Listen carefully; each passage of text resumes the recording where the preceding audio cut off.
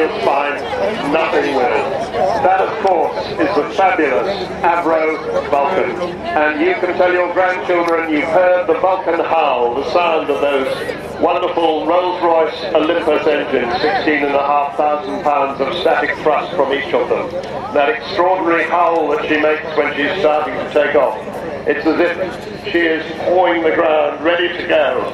And you see what an amazingly agile aeroplane she is. This is a big bomber that carries 21,000 pounds of bombs, and in fact did exactly that down to the Falklands, with one of the pilots on today, Martin Withers, as the man in charge in the aircraft on the far side of the airfield, Vulcan XM607. Coming back in towards us now, flown from the left-hand seat today by Kev Rumins.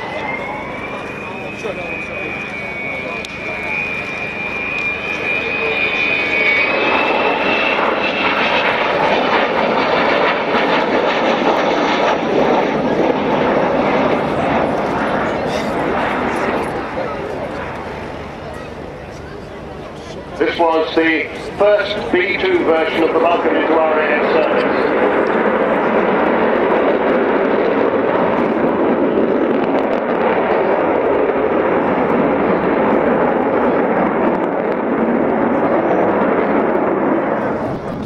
And this aeroplane, XH558, flew here at Waddington on 101, 44 and 50 squadrons. They were all Waddington squadrons. She later became a maritime reconnaissance aircraft on 27 Squadron at Scampton, and then a tanker. She was saved for the display flight when the rest of the Vulcans were disbanded. She finally retired from RAF service in 1993. She bears the colours of all of the Vulcan squadrons, plus the Lincoln coat of arms on the fin with the Panther's head of number 1 group on the nose.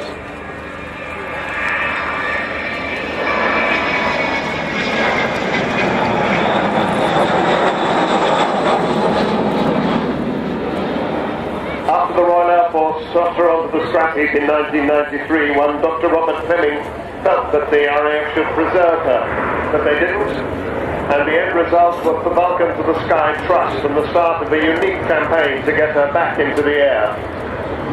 A campaign that lived on a knife edge since its earliest days, and there have indeed been many near disasters, financially speaking, but always she seems to come through.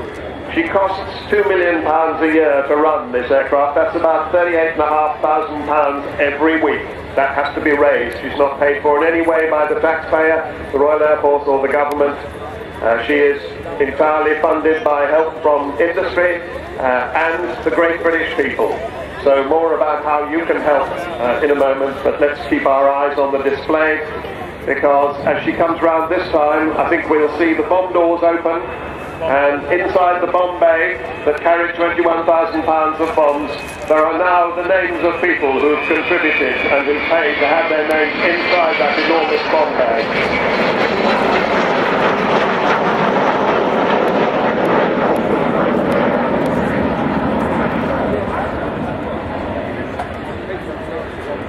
Much of the fundraising is done by the Vulcan to the Sky Club, which has more than 8,000 members, one of the biggest aviation heritage support clubs in the world.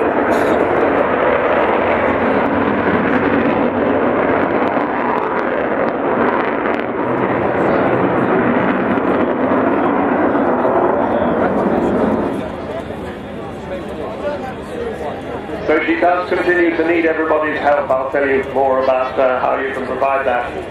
Just a word about who's flying her today. Kev Rumins is the man, the captain in the left-hand seat. Martin Withers, he's in the right-hand seat, he's the co-captain, and he's the man who flew that other Vulcan on the other side of the airfield down to the Falkland Islands. Phil Davis is the air electronics officer, he's the third man.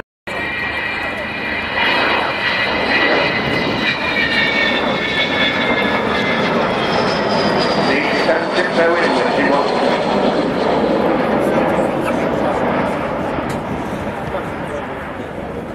The Americans used to call her the aluminum overcast because when she flies over, the sky goes dark. But actually, she is about the same size as a small Airbus airliner, almost the same dimensions. But of course, she does have this amazing triangular shape. Designed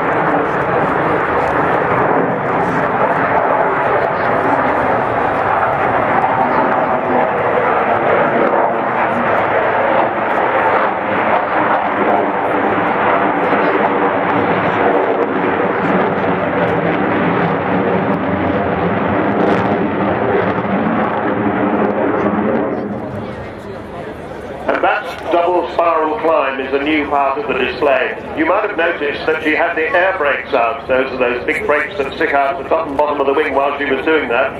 That's because they thought the double spiral climb was a very good idea, but if they hadn't got the air brakes out, she'd have been up to 10,000 feet by now and we'd be losing sight of her. So they keep the air brakes out. And now you'll see that Kev Rumens has got the wheels down, and he's going to do a low overshoot. So coming in from the left along the runway, you'll see him come down for Kev to come in before I tell you a couple of other things you could be doing.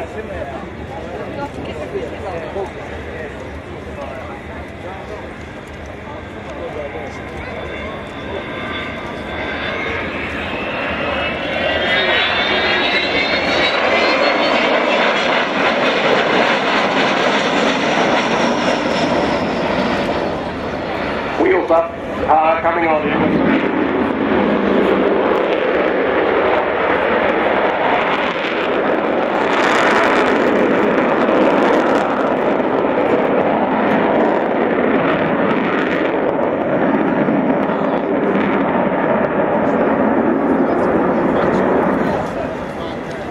There again, that amazing manoeuvrability. Within a few hours of her very first flight back in 1952, she was being rolled all the way over like a fighter.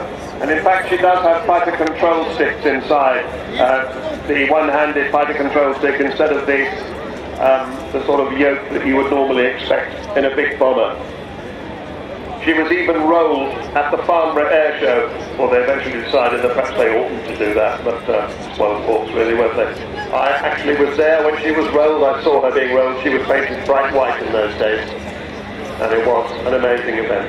But you can see from the steepness of the banks that Kev Rumens manages to achieve that she is still just as manoeuvrable as ever she was.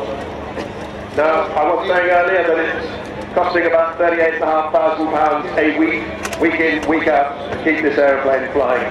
So we really do need you to help. So please do go down to the Vulcan Village, or you can go to the Vulcan to the Sky Club stand, which is behind the control tower, not very far from the Air Warfare Centre.